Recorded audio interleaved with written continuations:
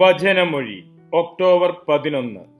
വചനഭാഗം ഫിലിപ്പി 2:12-16, യോഹന്നാന്റെ സുവിശേഷം 4:46-54.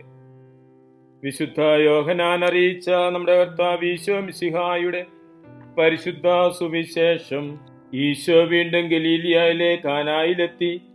അവിടെ വെച്ചാണ് അവൻ വെള്ളം വീഞ്ഞാക്കിയത്. കഫർനാമിൽ ഒരു രാജസേവകനുണ്ടായിരുന്നു. അവന്റെ മകൻ രോഗബാധിതനായിരുന്നു. ഈശോ യൂദയായിൽ നിന്ന് ഗലീലിയിലേക്ക് വന്നെന്ന് കേട്ടപ്പോൾ അവൻ ചെന്ന് തന്റെ ആസന്നമരണനായ മകനെ വന്ന് സുഖപ്പെടുത്തണമെന്ന് അവനോട് അപേക്ഷിച്ചു. അപ്പോൾ ഈശോ അവനോട് പറഞ്ഞു, അടയാളങ്ങളും അത്ഭുതങ്ങളും കാണുന്നില്ലെങ്കിൽ നിങ്ങൾ ഒരിക്കലും വിശ്വസിക്കുകയില്ലല്ലോ. അപ്പോൾ ആ രാജസേവകൻ അവനോട് അപേക്ഷിച്ചു, കർത്താവേ, എൻ്റെ മകൻ മരിക്കും മുൻപേ വരണമേ.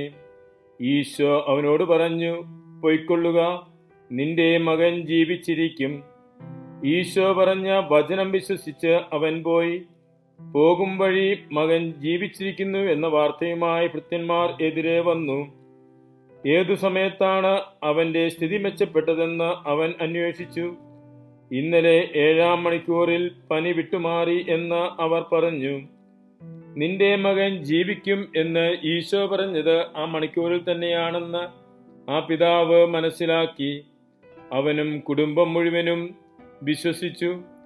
ഇത് യൂദയായിൽ നിന്ന് ഗലീലിയിലേക്ക് വന്നപ്പോൾ ഈശോ പ്രവർത്തിച്ച രണ്ടാമത്തെ അടയാളമാണ്. ഈശോയിൽ സ്നേഹമുള്ളവരെ, ഇന്ന് സുവിശേഷത്തിൽ നാം കാണുന്നത് ഈശോ ചെയ്ത രണ്ടാമത്തെ അടയാളമാണ്. ആ അടയാളം ഗലീലിയിലെ കാനായിൽ പ്രവർത്തിച്ചു എന്നാണ് തിരുവചനം പറയുന്നത്. ആദ്യത്തെ അടയാളവും ഗലീലിലെ കാനായിൽ വെച്ചായിരുന്നു വിവാഹ വിരുന്നില് വെള്ളം വീഞ്ഞാക്കിയത്.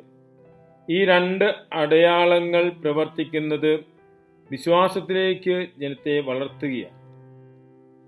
കാനായിൽ ആദ്യം ചെയ്ത അത്ഭുതത്തിന്റെ സമയത്ത് അത് കണ്ട ശിഷ്യന്മാർ ഈശോയിൽ വിശ്വസിച്ചു എന്ന് പറഞ്ഞുകൊണ്ടാണ് ആ വചനഭാഗം തീരുന്നത്.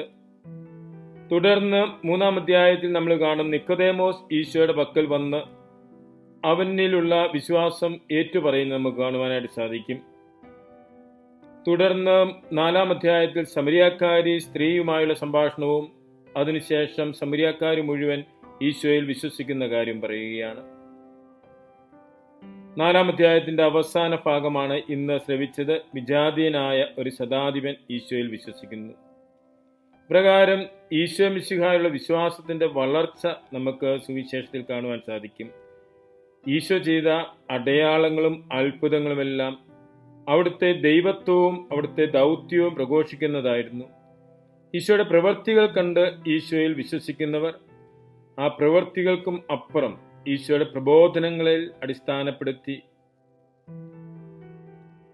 ആ പ്രവൃത്തികൾക്കും അടയാളങ്ങൾക്കും അപ്പുറം ഈശോയുടെ പ്രബോധനങ്ങളെ അടിസ്ഥാനപ്പെടുത്തി വിശ്വാസത്തിലേക്ക് വരണമെന്നും വിശ്വാസത്തിൽ ആഴപ്പെടണമെന്നുമാണ് തിരുവചനം പറയുന്നത്. പ്രവൃത്തികളും അടയാളങ്ങളും മാത്രമായിരിക്കരുത് ഈശോയിലേക്ക് നയിക്കുന്നത്, മറിച്ച് ഈശോയെക്കുറിച്ച് ഉള്ള പ്രബോധനങ്ങളും ഈശോ നൽകിയ പ്രബോധനങ്ങളുമായിരിക്കണം. പ്രകാരം യഥാർത്ഥത്തിൽ മിശിഹായുടെ വചനം ശ്രവിച്ച് വിശ്വാസ ജീവിതത്തിൽ ആഴപ്പെടുവാൻ നമുക്കും പരിശ്രമിക്കാം.